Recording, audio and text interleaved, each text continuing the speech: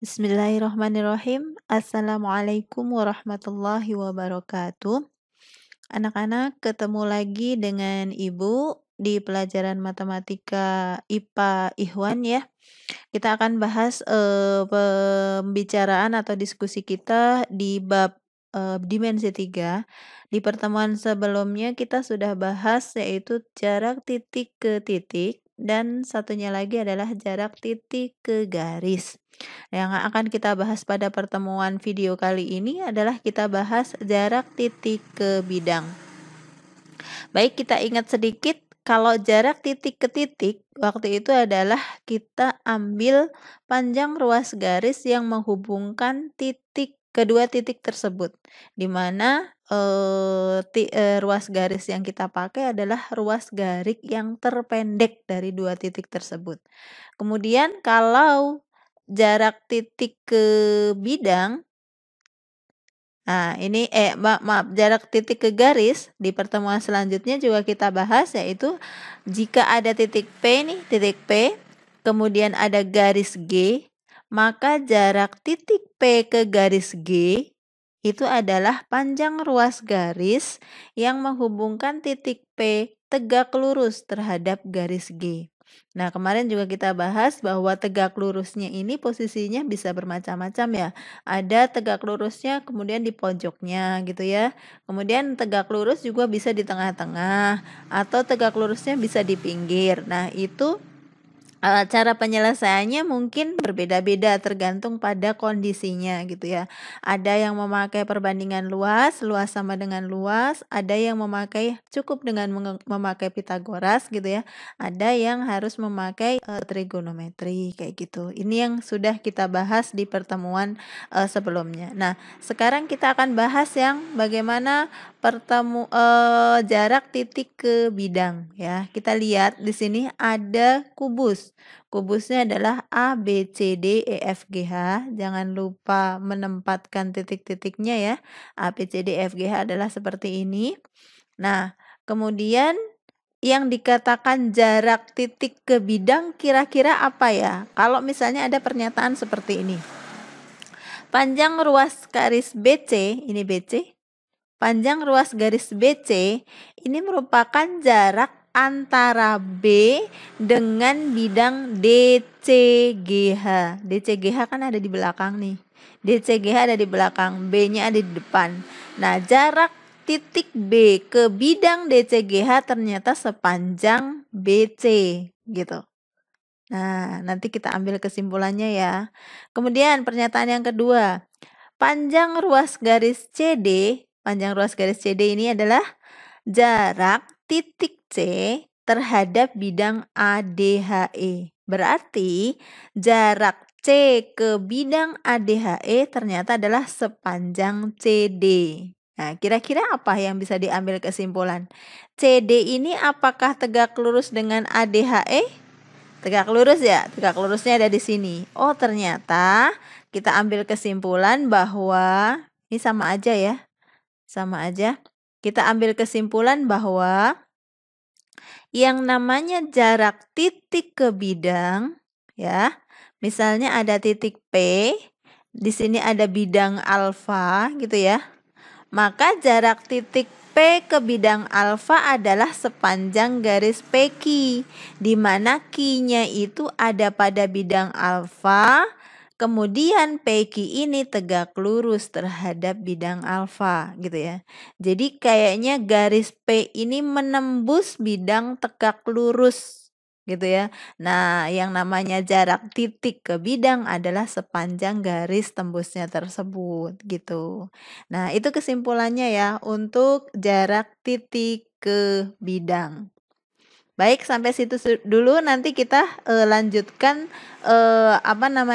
jarak contoh-contohnya jarak titik ke bidang. Pembahasan soal jarak titik ke bidang. Ya, di sini ada soal, ada 3 soal ya. 3 soal. Yang pertama adalah soal kubus, yang kedua adalah soal yaitu 5 segi 4 beraturan, dan yang ketiga adalah soal tentang tetahedron atau 5 segi 3. Baik, soal yang pertama itu adalah jarak titik A ke bidang BCGF. Ini bidang BCGF-nya yang ada di sebelah kanan ya. Nah, kita besarkan. Di sini ada titik A, kemudian ini BCGF. Nah, bagaimana menghitung jarak titik A ke bidang BCGF? Kita cari garis yang tegak lurusnya, gitu ya. Ya, kita posisikan dulu yang tegak lurus. Ya, dari B ke A itu ternyata adalah garis yang tegak lurus terhadap bidangnya. Nah, ya, sehingga jarak antara A dan B, jarak antara A dan BCGF adalah sepanjang AB. Ya, jadi sepanjang 8 cm jaraknya. Karena AB sudah tegak lurus dengan BCGF. Baik, selanjutnya yang B adalah jarak titik B terhadap bidang ACGE. Bukan ACGE, maaf ya, ACFH. ACFH itulah garis yang melintang ya, atau bidang diagonal. Nah, jarak titik B ke ACGF itu berarti kita cari garis yang tegak lurus terhadap ACGF, yaitu ada di titik tengah AC, di mana panjang BD itu adalah diagonal bidang, sehingga kita lihat dulu ya. Di sini ada ACGF. ACGF-nya itu adalah melintang ya, bidang diagonal. Kemudian kita akan cari dari garis B itu yang tegak lurus terhadap ACGF. Di mana tegak lurusnya ya ternyata ada di tengah-tengahnya ya. Nah,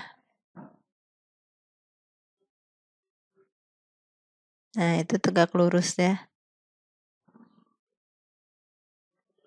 Kalau digambarkan kan kayak gini. Jadi nanti itu dia saling tegak lurus karena segi 4. Nah, berarti jarak antara B ke ACGF adalah sepanjang B ke tengah-tengahnya. Jadi sepanjang 4/2.